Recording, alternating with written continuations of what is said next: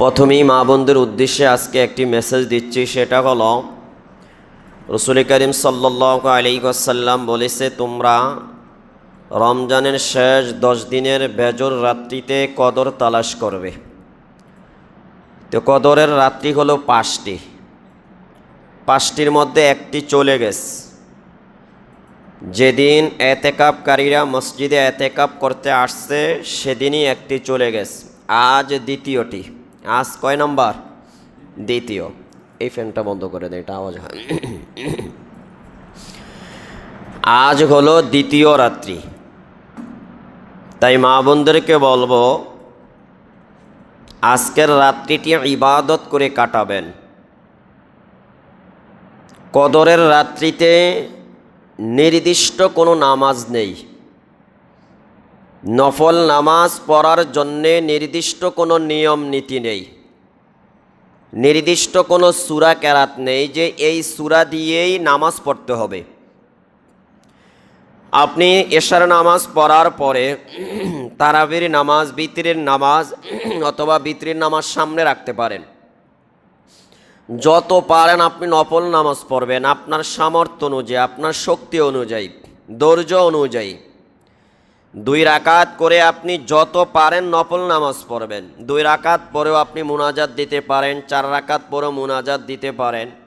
যত পারেন আল্লাহর কাছে কান্নাকাটি করবেন, আল্লাহর কাছে চাইবেন, নিজের জীবনের গুনাহ মাপ চাইবেন, বংশধরের মধ্য থেকে যারা কবরে চলে গেছে তাদের জন্য ক্ষমা চাইবেন। তো নির্দিষ্ট কোনো কি নেই, নিয়ম নীতি নেই। যত পারেন তত নফল নামাজ পড়বেন, যত পারেন তত কোরআন তিলাওয়াত করবেন, যত পারেন তত দান করবেন, যত পারেন তত তাসবিহ, তাহলিল, জিকির, আজকার, দুরূদ শরীফের আমল করবেন। নির্দিষ্ট কোনো নিয়ম নীতি নেই যে এত রাকাত নামাজ পড়তে হবে, এই সূরা দিয়ে পড়তে হবে। অনেকে বলে কদরের রাত্রিতে কদরের নামাজ পড়ব, তো সূরাতু কদর দিয়ে পড়তে হবে, সূরাতুল কদর, ইন্না আনজালনাহু ফি। না, এটা ভুল। আপনি যে কোনো সূরা দিয়েই কি করতে পারবেন? নামাজ পড়তে পারবেন, যে কোনো সূরা দিয়ে। তাই মা বোনদেরকে স্মরণ করে দিলাম, আজকের রাত্রিটি ইবাদত করে কাটাবেন। আর যারা এতেকাফে বসছেন আলহামদুলিল্লাহ, তারা তো কদর পাবেন, এটা নিশ্চিত, কোনো সন্দেহ নেই। 84 বছর 4 মাস ইবাদত করলে দিন রাত 24টা ঘন্টা, রাতের বেলায় কিয়ামুল লাইল, দিনের বেলায় সিয়ামুন নাহার এবং আল্লাহর পথে জিহাদ করা, লাগাতার 84 বছর, সেই পরিমাণ সওয়াব আল্লাহ এতেকাবকারীদের আমলনামা দান করবেন। তাই মা বোনদেরকে প্রথমে স্মরণ করিয়ে দিলাম, আপনারাও আজকের রাত্রি এবং সামনে আরও 3টি রাত্রি আছে, এই রাত্রিগুলো ইবাদত করে কাটাবেন। আল্লাহ আমাদেরকে তৌফিক দান করেন। আমরা যারা সুন্নাতে মুআক্কাদা এতেকাব করতে পারিনি, আপনাদের জন্য সুযোগ আছে যে সামনের দিনগুলো আমি এতেকাব করব, সেটা আপনার নফল এতেকাব হবে। এটার জন্য আপনি অনেক সওয়াব পাবেন। গতকালকে বলেছিলাম, একদিন এতেকাব করলে পৃথিবীর পূর্ব প্রান্ত থেকে পশ্চিম প্রান্ত অথবা জমিন থেকে নিয়ে আসমান পর্যন্ত যেই পরিমাণ দূরত্ব, আল্লাহ সেই পরিমাণ দূরে তার থেকে জাহান্নামটা সরিয়ে দিবে। এরকম 3 খনাদিক হাদিসের মধ্যে বলা হয়েছে। এবার হিসাব করেন, একদিন এতেকাব করলে আমাদের থেকে জাহান্নামকে আল্লাহ কত দূরে সরিয়ে দিবে। এজন্য এখনো সুযোগ আছে। আমরা যারা সুন্নতে মুআক্কাদা এতেকাব করতে পারিনি, এটা আমাদের কপাল খারাপ, ভাগ্য খারাপ, তাকদীর খারাপ। যেখানে সর্বকালের সর্বশ্রেষ্ঠ মহামানব নবী মুহাম্মদুর রাসূলুল্লাহ সাল্লাল্লাহু আলাইহি ওয়াসাল্লাম হাত্তা তাওয়াফা, তিনি মরণ পর্যন্ত এতেকাব করেছেন। দেখেন, আপনাদের সামনে আজীব একটা হাদিসের অনুবাদ শোনাই, মা বোনরা শুনেন। নবীজি এই কদর তালাশ করার জন্য রমজানের প্রথম 10 দিন এতেকাফ করলেন। জিব্রাইল আলাইহিস সালাম এসে বলে, হুজুর আপনি যেটা তালাশ করার জন্য এতেকাফ করছেন সেটা এই 10 দিনে নেই। দেখেন, সেটাই 10 দিনে কতক্ষণ না, এদিকে তাকান। আপনি যেই জিনিস তালাশ করার জন্য, খোঁজার জন্য, রাসূল হাদিসের মধ্যে ইলতামিসু অর্থ হচ্ছে তালাশ করা, খোঁজা। কোনো কিছু হারিয়ে গেলে মানুষ যেইভাবে খোঁজে, তালাশ করে, ঠিক তেমনইভাবে রাসূল বলছে, হাদিসে বিভিন্ন শব্দ আসছে যে তোমরা কদর তালাশ করো। কি তালাশ করো বলেন?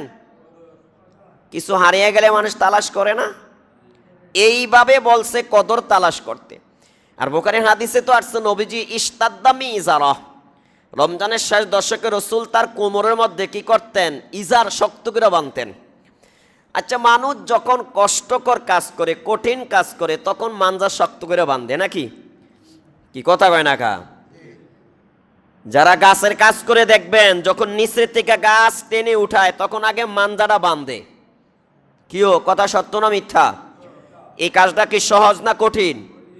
এই জন্য মাঞ্জাটা গামছা দিয়ে কি করে? আগে বাঁধে। তো হাদিসে আসছে, আম্মাজান আয়েশা বলেন, আল্লাহর হাবিব রমজানের শেষ দশকে ইশতাদ্দা মিজারা ওয়া আইকাযা আহলা, হ্যাঁ, তিনি নিজ রাত্রি জাগরণ করতেন, পরিবার পরিজনকে জাগিয়ে দিতেন এবং কঠিনভাবে তার কোমর বেঁধে নিতেন। এবার ভাবেন, যার আগের কোনো গুনাহ নাই, পরের কোনো গুনাহ নাই, কোনোদিন গুনাহ করে না, এই মানুষটা এত কঠিনভাবে রমজানে ইবাদত করতেন, আর আমার আপনার 24টা ঘন্টায় গুনায় যাচ্ছে, আর আমাদেরকে শয়তান কিভাবে ধোঁকা দিয়ে গুনার মধ্যে ব্যস্তই রাখছে, গুনার মধ্যে লিপ্ত করিয়ে রাখছে। আচ্ছা দেখেন, আপনাদের আরেকটু দৃষ্টি আকর্ষণ করি ভাই, এই সূরার অনুবাদ কতটুকু করতে পারি জানি না, কারণ আমাদের তো পরিবর্তন নেই। আমরা মাঝে মধ্যে বলি যে হুজুরেরা এত ওয়াজ করে তারপরও মানুষের হেদায়েত হয় না। ভাই, হেদায়েত পেতে গেলে নিজের চেষ্টা করা লাগে। ওমর চেষ্টা করছে, হেদায়েত পাইছে। আবু জাহেল চেষ্টা করে না, হেদায়েত, কিন্তু সে বুঝছে নবীর পথই সঠিক পথ। আপনি ইতিহাসের কিতাব খোলেন, তাফসীরের কিতাব খোলেন, আবু জাহেল একজন বন্ধু ছিল, লম্বা ঘটনা, সংক্ষিপ্ত বলি বুঝেন। আখনাস বিন শারিক তার একজন বন্ধু ছিল। সে একদিন একাএকি আবু জাহেলকে পেয়ে প্রশ্ন করলো, বন্ধু আজ তোমাকে একটি প্রশ্ন করব, সঠিক উত্তর দিবা, আমি আশাবাদী তুমি আমাকে সঠিক উত্তর দিবা। ভালোভাবে বুঝেন, আবু জাহেল চেষ্টা করেনি তাই হেদায়েত পায়নি, ওমর চেষ্টা করেছে তাই হেদায়েত পেয়েছে। কিন্তু আবু জাহেল এটা পরিপূর্ণ জানছে, পরিপূর্ণ বুঝছে মুহাম্মাদের পথই কি পথ? সঠিক পথ। মুহাম্মদ সঠিক পথে আছে, কিন্তু দুনিয়ার লোভের কারণে সঠিক পথ কি করতে পারে না? গ্রহণ করতে পারে না। সে চেষ্টা করে না, তাই হেদায়েতের পথ পায় না। তো আবু জাহেলের বন্ধু আবু জাহেলকে প্রশ্ন করলো, আমি তোমাকে একটি প্রশ্ন করব। আখনাস তাকে প্রশ্ন করে, তুমি আমাকে সঠিক জবাব দিবা, সত্য করে বলো, মুহাম্মদ যেই পথের কথা বলে, যেই মতের কথা বলে, যেই পথে দাওয়াত দিচ্ছে, মুহাম্মদ যেই পথে হাঁটছে, সেই পথ আসলে সত্যের পথ না মিথ্যার পথ? আবু জাহেল বলে, বন্ধু শোনো, তুমি আমার ছোটকালের বন্ধু, তুমি যেহেতু প্রশ্ন করছো তাহলে আমি তোমাকে জবাব দিচ্ছি। মুহাম্মদ যা বলে, যা করে সব সত্য। সুবহানাল্লাহ বলবেন না? এবার তার বন্ধু পাল্টা প্রশ্ন করলো, সত্য হলে মানো না কেন? বুঝেন, ভালোভাবে বুঝেন, সত্য হলে মানো না কেন? এবার আবু জাহেল জবাব দেয়, যদি আমি মুহাম্মাদের ধর্ম মানতে যাই তাহলে আমার নেতৃত্ব থাকবে না। আমার কি থাকবে না বলেন? তো এই আবু জাহেল জানছে মুহাম্মাদের পথ সত্য পথ, মানে না কেন? এক, দুই নম্বরে সে চেষ্টা করে না, এই জন্য হেদায়েত পায় না। আবু জাহেলে যখন ডিগলার দিল যে মুহাম্মাদের কল্লা এনে দিতে পারবে, তাকে কত ওট দিব? 100 ওট দিব। 100 ওটারে লোভে পড়ে ওমর হাতে তরবারি নিল, মোহাম্মদের কি আনবে? কল্লা আনবে। আনলে কত ওট হাদিয়া পাবে? এই নবীর কল্লা আনতে যাওয়া, এটাই ওমরের হেদায়েত পাওয়ার জন্য চেষ্টা। প্রতিমধ্যেই এক লোকের সাথে, সাহাবীর সাথে দেখা হয়ে গেল। ওমর কোথায় যাও? হাতে রাঙ্গা তরবারি, খোলা তরবারি হাতের মধ্যে, এই নাঙ্গা তরবারি নিয়ে কোথায় যাচ্ছ? তখন বলে অমকের কল্লা আনতে যাই। আরে হের খবর নেওয়ার আগে আগে নিজের ঘরের খবর নাও। কি হয়েছে?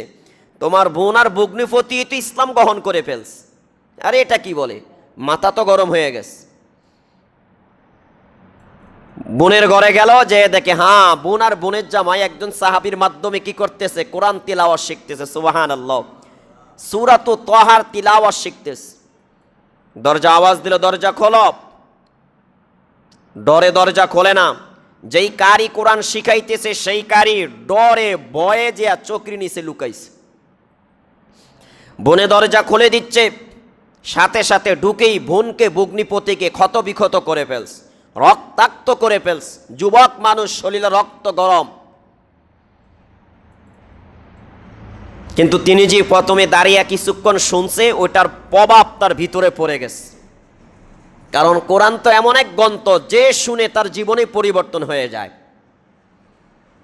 এজন্যই অনেক ইহুদি খ্রিস্টানরা অনেকভাবে আমাদের কাছে কোরআন থেকে দূরে রাখতেছে।